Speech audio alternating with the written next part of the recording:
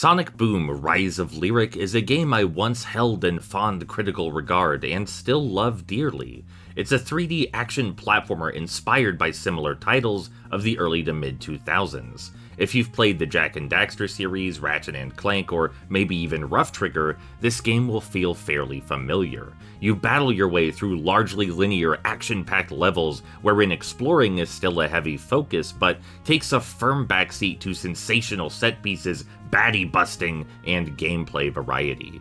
Launching in 2014, a full decade after its famous forebearers, Sonic Boom brought some new toys to the table, like a graded combo system, real-time character switching, and obnoxious oodles of postmodern snark.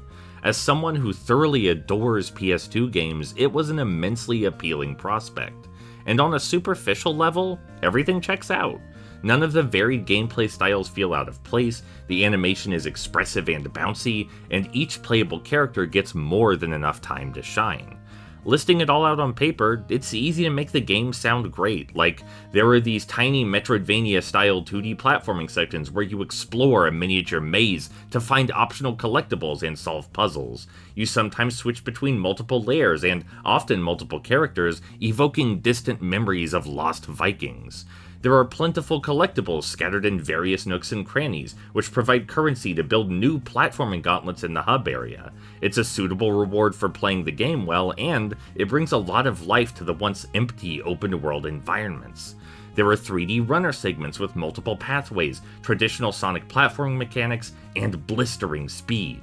They're short enough to be unobtrusive, but still lengthy enough to be memorable, and they allow the game a far more distinctive identity. There are beautiful, varied levels to explore, each with their own thick atmosphere, harrowing hazards, and environmental pathfinding. Even the character switching seems to pan out fine.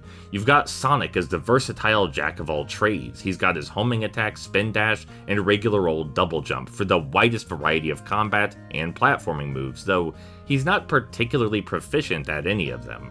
Then there's Tails, who's far and away the most situational character, but he nets high combos easily and is critical to some of the trickier platforming challenges. There's Amy, the master of platforming, who can reach just about anything with a well-timed triple jump, but she has middling combat capacity. And lastly, Knuckles, who packs a mean punch during bad guy beatdowns, but has very slow and rudimentary platforming abilities. Everything I've said here could certainly be construed as high praise, but the devil is in the details. The 2D platforming sections, while initially quite charming, lose their luster when the player discovers how little exploring actually matters. The collectibles to be found and secrets to be gathered only get you currency, and said currency is almost always in surplus. This makes unlocking the open world extras trivial. Likewise, the 3D runner segments are initially breezy breather levels, but the nauseatingly low frame rate and finicky camera angles invite too much frustration in the long term. And those beautiful varied locales? Their decadent visuals are marred by graphical glitches, poor texture quality, audio oddities, and general presentational jankiness. The combat is also extremely busted due to the absence of any failure state or tangible reward, providing little reason to do much besides endlessly chuck enemies off ledges. Your choice in combatant is largely irrelevant. That only leaves the core 3D platforming left, and it's unbelievably bland stuff. This is largely because the mechanics are too, well, mechanical. Amy will always balance on pink beams, Knuckles will always climb red walls, Sonic will always roll on blue spheres, Tails will always float on yellow fans. There's no real opportunity for anything clever, dynamic, organic, or original. Sonic Boom is a game better enjoyed in intent than in execution. That goes doubly so for the writing, which is by far where the biggest missteps lie.